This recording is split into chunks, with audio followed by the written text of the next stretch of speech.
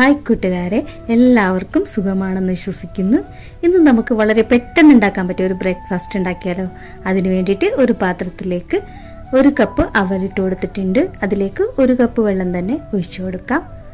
1-2 minute കൊണ്ട് ഇത് കുതിർന്ന് വന്നോളും. ഈ അവലൊന്ന് മിക്സ് ചെയ്ത് കൊടുത്തതിന് ശേഷം ഒരു സൈഡിലേക്ക് മാറ്റി വെക്കാം. അതിനുശേഷം ഒരു മിക്സിയുടെ ജാർ എടുക്കാം.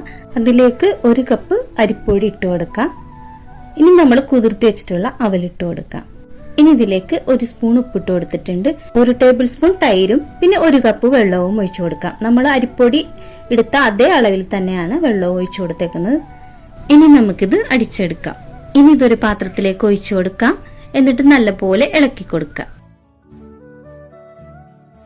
ഇത് റെസ്റ്റ് ചെയ്യാനായിട്ടൊന്നും വെക്കേണ്ട ആവശ്യമൊന്നുമില്ല, നമുക്ക് അപ്പം തന്നെ ചുട്ടെടുക്കാവുന്നതാണ്.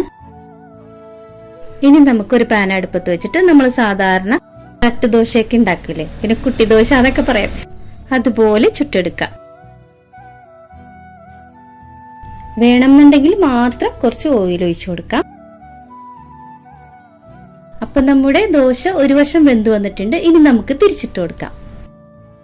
അപ്പം നമ്മുടെ ദോശയുടെ മറുവശവും വെന്ത് വന്നിട്ടുണ്ട്. ഇനി നമുക്കൊരു പാത്രത്തിലേക്ക് മാറ്റി കൊടുക്കാം. അങ്ങനെ നമുക്ക് ഓരോ ദോശയും ചുട്ടെടുക്കാം. വളരെ പെട്ടെന്ന് ഉണ്ടാക്കാവുന്ന ഒരു ബ്രേക്ക്ഫാസ്റ്റ് ആണ്. ഇനി നിങ്ങളുടെ കയ്യിൽ അവലില്ലെങ്കിൽ നമ്മുടെ സാദാ ചോറുണ്ടല്ലോ, അത് അരച്ചേർത്താലും മതി.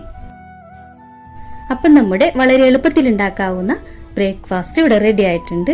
അപ്പം എല്ലാവരും ഇതുപോലെ ഒന്ന് ഉണ്ടാക്കി നോക്കാം. നമുക്ക് പെട്ടെന്ന് തന്നെ ഉണ്ടാക്കാനായിട്ട് പറ്റും. നമുക്കിത് സാമ്പാർ കൂട്ടിയോ ചട്നി കൂട്ടിയോ എങ്ങനെ വേണമെങ്കിലും കഴിക്കാം.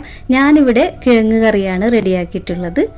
അപ്പോൾ എൻ്റെ ഈ വീഡിയോ നിങ്ങൾക്ക് ഇഷ്ടപ്പെട്ടിട്ടുണ്ടെങ്കിൽ എന്നും പറയുന്നത് പോലെ ഷെയർ ചെയ്യാനും ലൈക്ക് ചെയ്യാനും കമൻറ്റ് ചെയ്യാനും അതുപോലെ സബ്സ്ക്രൈബ് ചെയ്യാതെ കാണുന്നവരാണെങ്കിൽ അതുകൂടി ഒന്ന് ചെയ്തേക്കണേ. അടുത്ത നല്ലൊരു വീഡിയോയുമായി വരുന്നതുവരെ ബൈ.